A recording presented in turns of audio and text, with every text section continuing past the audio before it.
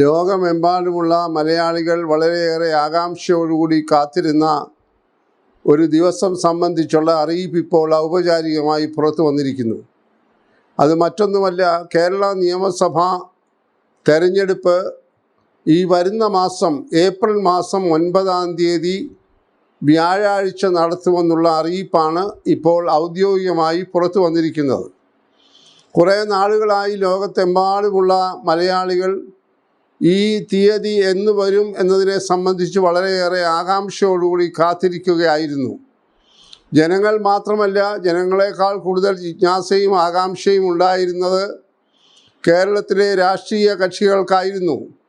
ചെറുതും വലുതുമായി എല്ലാ രാഷ്ട്രീയ കക്ഷികളും വളരെ ഉദ്വേഗത്തോടുകൂടി കാത്തിരുന്ന ഒരു തീയതിയുടെ പ്രഖ്യാപനമാണ് ഇന്ന് തെരഞ്ഞെടുപ്പ് കമ്മീഷൻ നടത്തിയിരിക്കുന്നത്.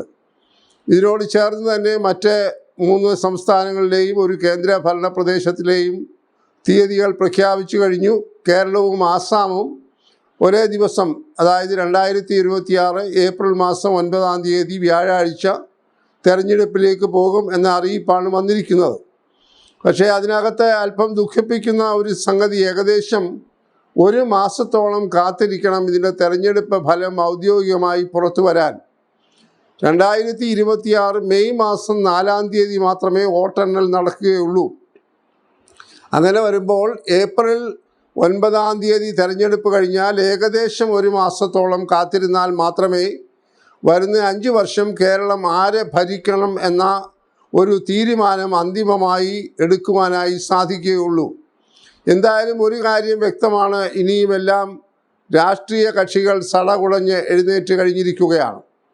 ഇനിയും അവർക്ക് ആഭ്യന്തരമായി തമ്മിൽ പോരാടാനോ വഴക്ക് കൂടാനോ അല്ലെങ്കിൽ പരസ്പരം ചെളിവാരി എറിയാനോ അല്ലെങ്കിൽ ഞാനാകണം സ്ഥാനാർത്ഥി നീ ആകരുത് എന്ന് പറഞ്ഞ് ചക്കളാത്തി പോരാട്ടങ്ങളോ യഥാർത്ഥ പോരാട്ടങ്ങളോ നടത്താൻ ഇനിയും സമയമില്ല എന്നുള്ളതാണ് ഇവിടെ നാം കാണേണ്ടതായിട്ടുള്ള വസ്തുത. കഴിഞ്ഞ ഈ തദ്ദേശ സ്വയംഭരണ തെരഞ്ഞെടുപ്പിൽ അസാധാരണമായി ഈ സന്ദർഭം, ഇതുപോലെയുള്ള തെരഞ്ഞെടുപ്പ് സന്ദർഭം വന്നപ്പോൾ ആരായിരിക്കും സ്ഥാനാർത്ഥികളെ ആദ്യം പ്രഖ്യാപിക്കുക എന്ന ഒരു വലിയ മത്സരം തന്നെ നടന്നിരുന്നു. മുൻകാലങ്ങളിലെ തെരഞ്ഞെടുപ്പുകളിലൊക്കെ പഴയ കാലത്ത് പരിശോധിക്കുമ്പോൾ എക്കാലവും UDF സ്ഥാനാർത്ഥികളുടെ പേരുകളായിരുന്നു ഏറ്റവും ഒടുവിൽ വന്നുകൊണ്ടിരുന്നത്. സ്ഥാനാർത്ഥികളെ പ്രഖ്യാപിക്കുന്നതിൽ ഇടതുപക്ഷ ജനാധിപത്യ മുന്നണിക്കൊരു മേൽക്കൈ മുൻ തെരഞ്ഞെടുപ്പുകളിലൊക്കെ ഉണ്ടായിരുന്നു. എന്നാൽ അതിൽ നിന്നൊക്കെ പാഠങ്ങൾ ഉൾക്കൊണ്ടുകൊണ്ട് ഐക്യ ജനാധിപത്യ മുന്നണി കഴിഞ്ഞ തദ്ദേശ സ്വയംഭരണ തെരഞ്ഞെടുപ്പിലും അതിന് മുൻപ് നടന്ന പാർലമെൻറ്റ് തെരഞ്ഞെടുപ്പിലുമൊക്കെ എല്ലാവരേക്കാളും മുൻപിലായി തങ്ങളുടെ സ്ഥാനാർത്ഥികളെ പ്രഖ്യാപിക്കുകയും ഒരർത്ഥത്തിൽ പറഞ്ഞാൽ അതിൻ്റെ പ്രയോജനം നേടുകയും ചെയ്തു എന്നത് ഒരു പച്ചയായ യാഥാർത്ഥ്യമാണ്. കാരണം പാർട്ടിക്കുള്ളിൽ പടലപ്പിണക്കമുണ്ട് എന്നറിയുന്നത് പാർട്ടി അനുഭാവികളെ മാത്രമല്ല, നിഷ്പക്ഷരായിട്ടുള്ള വോട്ടർമാരെയും നിരാശപ്പെടുത്തുന്നതാണ്. അപ്പോൾ സ്ഥാനാർത്ഥി നിർണയം എന്ന് പറയുന്ന ഏറ്റവും നിർണായകമായ ഒരു ഘട്ടത്തിലേക്ക് ഇപ്പോൾ കേരളത്തിലെ 3 മുന്നണികളും വളരെ സജീവമായി ഇടപെടേണ്ട സമയം ആഗതമായിരിക്കുന്നു.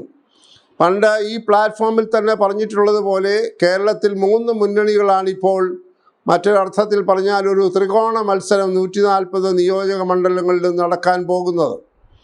ഇടതുപക്ഷ ജനാധിപത്യ മുന്നണി, ഐക്യ ജനാധിപത്യ മുന്നണി, 3-ാം മുന്നണിയായി വൈകി രംഗത്ത് വന്ന BJP നേതൃത്വം കൊടുക്കുന്ന NDA മുന്നണി.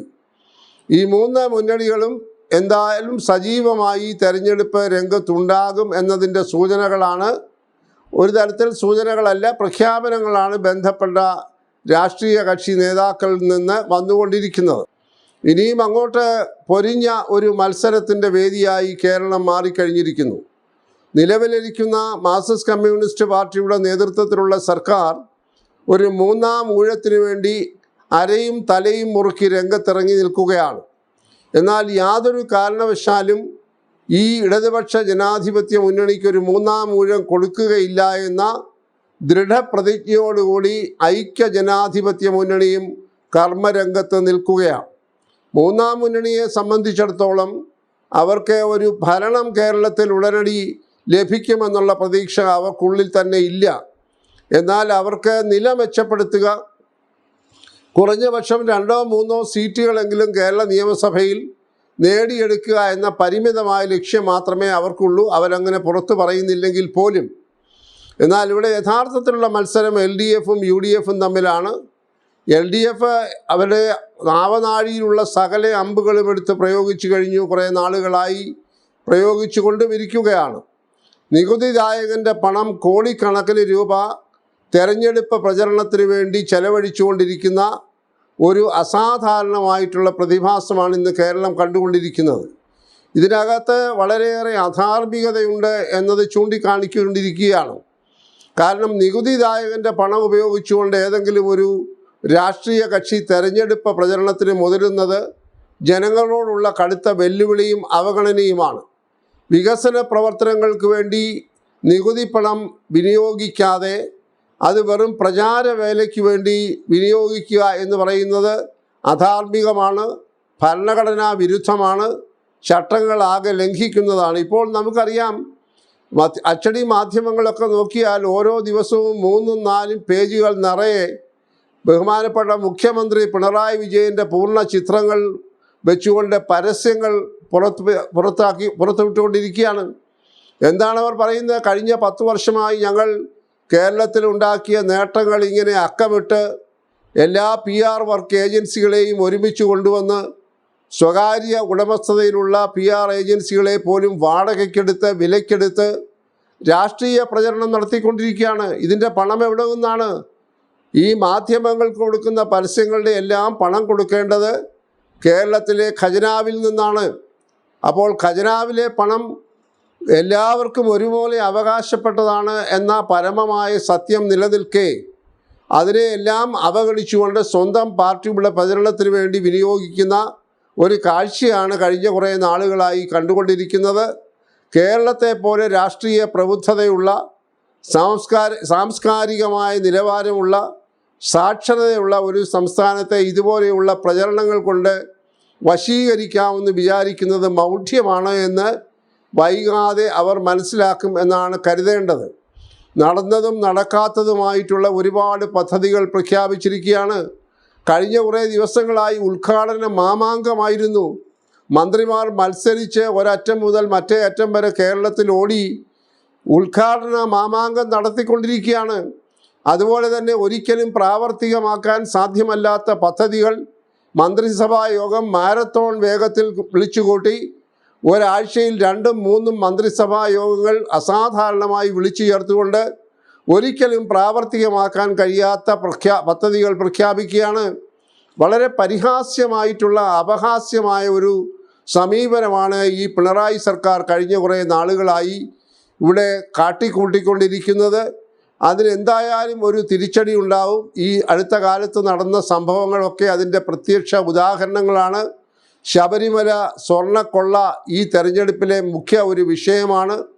കേരളത്തിൽ കഴിഞ്ഞ 10 വർഷമായി നിലനിൽക്കുന്ന അതിരൂക്ഷമായിട്ടുള്ള വിലക്കയറ്റം, തൊഴിലില്ലായ്മ, ക്രമസമാധാന തകർച്ച, ആശുപത്രികളുടെ വളരെ ജീർണിച്ച അവസ്ഥ, വിദ്യാഭ്യാസ രംഗം ആകെ തകർന്ന് തരിപ്പണമായ സാഹചര്യം, ഭക്ഷ്യ വിഭവ വകുപ്പ്, ഭക്ഷ്യ സംവരണ വകുപ്പ്, ഭക്ഷ്യധാന്യങ്ങളുടെ വിതരണത്തിന് ഉൾപ്പെട്ടതായിട്ടുള്ള ഉത്തരവാദിത്തമുള്ള ഭക്ഷ്യവകുപ്പ്, കർഷകരുടെ ഉൽപ്പന്നങ്ങൾക്ക് വില കൊടുക്കാൻ കഴിയാത്ത കാർഷിക വകുപ്പ്, ഇങ്ങനെ അനവധിയായിട്ടുള്ള പോരായ്മകൾ കൊണ്ട് സവിശേഷമായിട്ടുള്ള ശ്രദ്ധ ആകർഷിച്ച ജനങ്ങൾ വെറുത്തതായി ഒരു ഭരണമാണിപ്പോൾ അവസാനിക്കാൻ പോകുന്നത്. ഇനിയും ഒരു കാര്യത്തിൽ കേരളത്തിലെ ജനങ്ങൾക്ക് ആശ്വസിക്കാം. ഇനിയും തെരഞ്ഞെടുപ്പ് മാമാങ്കം എന്ന രീതിയിൽ പ്രഖ്യാപനങ്ങളും ഉദ്ഘാടനങ്ങളും നടത്താൻ ഇനി സാധ്യമല്ല. തെരഞ്ഞെടുപ്പ് പ്രഖ്യാപനം വന്നു കഴിഞ്ഞാൽ ചട്ടമനുസരിച്ച് ഇനിയുമുള്ള 2 മാസം പിണറായി സർക്കാർ ഒരു കാവൽ മന്ത്രിസഭയാണ്. നയപരമായ ഒരു തീരുമാനവും എടുക്കാൻ അവർക്ക് അവകാശമില്ല. പദ്ധതികൾ പ്രഖ്യാപിക്കാൻ അവകാശമില്ല. ആനുകൂല്യങ്ങൾ പ്രഖ്യാപിക്കാൻ അവകാശമില്ല. അതുകൊണ്ടിപ്പോൾ ചെയ്യാവുന്നതിൻ്റെ പരമാവധി എല്ലാ സീമകളെയും ലംഘിച്ചുകൊണ്ട് ഇടതുപക്ഷ ജനാധിപത്യ മുന്നണി പാവപ്പെട്ടവൻ്റെ പണമെടുത്ത് വിനിയോഗിച്ച് ഇതെല്ലാം ഏകദേശം നടത്തി പൂർത്തിയായി കഴിഞ്ഞിരിക്കുകയാണ്. ഇതിൻ്റെ ഫലം എന്തായിരിക്കുമെന്നുള്ളതിനെ സംബന്ധിച്ച് കേരളത്തിലെ പൊതുസമൂഹം നന്നായി മനസ്സിലാക്കി കഴിഞ്ഞു. ഈ പ്രചാരണങ്ങൾ കൊണ്ടും ഈ പറയുന്ന ഉദ്ഘാടന മാമാങ്കം കൊണ്ടും ഒന്നും കേരളത്തിലെ പൊതുസമൂഹത്തെ തെറ്റിദ്ധരിപ്പിക്കാമെന്ന് വിചാരിക്കേണ്ടതില്ല. കഴിഞ്ഞ പാർലമെൻറ്റ് തെരഞ്ഞെടുപ്പിൽ അതിനുശേഷം നടന്ന തദ്ദേശ സ്വയംഭരണ തെരഞ്ഞെടുപ്പിലൊക്കെ UDFന് ഐക്യ ജനാധിപത്യ മുന്നണിക്കുണ്ടായ മേൽക്കോയ്മ ഈ തെരഞ്ഞെടുപ്പിലും ഉണ്ടാകും എന്ന കാര്യത്തിൽ വലിയ സംശയം ആർക്കുമില്ല. അതുകൊണ്ട് എന്തെല്ലാം തെരഞ്ഞെടുപ്പ് കോലാഹലങ്ങൾ നടത്തിയാലും സൗജന്യങ്ങൾ വാരി വിതറിയാലും കേരളത്തിലെ പൊതുസമൂഹത്തെ ആ തരത്തിൽ സ്വാധീനിക്കാമെന്ന് ഇടതുപക്ഷ ജനാധിപത്യ മുന്നണി കരുതേണ്ടതില്ല. നേരത്തെ പറഞ്ഞതുപോലെ പല പ്രഖ്യാപനങ്ങളും ഇവരുടെ ഇനിയും 3 മാസക്കാലത്ത് നടപ്പാക്കാൻ കഴിയാത്തതാണ്. ഉദാഹരണമായി സർക്കാർ ജീവനക്കാരുടെ ശമ്പള പരിഷ്കരണം, പെൻഷൻ പ്രായത്തിൻ്റെ വർധനവ്, പബ്ലിക് സർവീസ് കമ്മീഷനിൽ ജോലി ലഭിക്കുന്നതിനായിട്ടുള്ള പ്രായപരിധിയുടെ ഉയർത്തൽ, ഇതൊന്നും ഒരു കാലത്തും പ്രാവർത്തികമാക്കാൻ ഈ സർക്കാരിന് കഴിയുകയില്ല എന്ന തിരിച്ചറിവ് ഈ പ്രബുദ്ധരായ ജനങ്ങൾക്കുണ്ട്.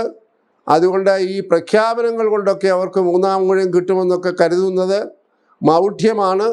എന്തായാലും വരും ദിവസങ്ങൾ കേരളം ആകെ ഇളകി മറിയാൻ പോവുകയാണ്. കടുത്ത ഒരു മത്സരത്തിന് വേണ്ടി വേദി ഒരുങ്ങിക്കഴിഞ്ഞു. ഐക്യ ജനാധിപത്യ മുന്നണിയുടെ സ്ഥാനാർത്ഥി പ്രഖ്യാപനം എത്രയും വേഗം ഉണ്ടാകും. ആഭ്യന്തരമായിട്ടുള്ള പ്രശ്നങ്ങളൊക്കെ എത്രയും വേഗം പരിഹരിക്കപ്പെടും. ഇനിയും ചുവരെഴുത്തിൻ്റെ കാലമാണ്, പ്രചരണങ്ങളുടെ കാലമാണ്. അതുപോലെ എല്ലാ ആസൂത്രിത മാർഗങ്ങളും ഉപയോഗിച്ചുകൊണ്ട് കേരളത്തിലെ 2.7 കോടി വോട്ടർമാരെ എങ്ങനെയെല്ലാം സ്വാധീനിക്കാമെന്നുള്ള കണക്കുകൂട്ടലുകളിൽ ഈ 3 മുന്നണികളും മുന്നോട്ട് പോയിക്കൊണ്ടിരിക്കുകയാണ്. ഏതായാലും പടല പിണക്കങ്ങളൊക്കെ മുന്നണികളിലെ ഘടകകക്ഷികൾ തമ്മിലുള്ളത് അവസാനിച്ചു. താമസിയാതെ അവസാനിപ്പിച്ച അവസാനത്തെ സ്ഥാനാർത്ഥി പട്ടിക ഏതാനും മണിക്കൂറുകൾക്കകം പുറത്തു വരുമ്പോൾ കുറേ കൂടെ ചിത്രം വ്യക്തമാവുകയും തെരഞ്ഞെടുപ്പിൻ്റെ ആരവം കുറേ കൂടെ ഉച്ചത്തിലാവുകയും ചെയ്യും എന്നുള്ളതാണ്. അതിനായിട്ടാണ് കേരളം കാത്തിരിക്കുന്നത്. എന്തായാലും ജിജ്ഞാസയും ആകാംക്ഷയും ഉത്കണ്ഠയും എല്ലാം അവസാനിപ്പിച്ചുകൊണ്ട് തെരഞ്ഞെടുപ്പിൻ്റെ തീയതി പുറത്തു വന്നു കഴിഞ്ഞിരിക്കുന്നു.